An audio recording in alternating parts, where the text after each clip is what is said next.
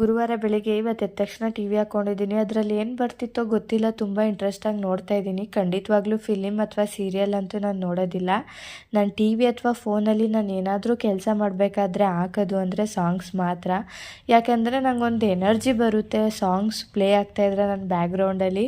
ಮತ್ತು ಆ ಒಂದು ವೈಬ್ಗೆ ಬೇಗ ಕನೆಕ್ಟ್ ಆಗಿಬಿಡ್ತೀನಿ. ನಾನು ನಿಂತಿರಲಿ, ಕೂತಿರಲಿ, ಸ್ನಾನ ಮಾಡ್ತಾ ಇರಲಿ, ಕೆಲಸ ಮಾಡ್ತಾ ಇರಲಿ, ನನಗೆ ಯಾವಾಗಲೂ ಸಾಂಗ್ ಪ್ಲೇ ಆಗ್ತಾನೆ ಇರಬೇಕು. ಅದೇನೋ ಚಿಕ್ಕವಳಿದ್ದಾಗಿಂದ ಅದೊಂದು ಅಭ್ಯಾಸ ಆಗೋಗ್ಬಿಟ್ಟಿದೆ. ಸಾಂಗ್ಸ್ ಕೇಳೋದು, ಆಡೋದಕ್ಕಂತೂ ಬರಲ್ಲ.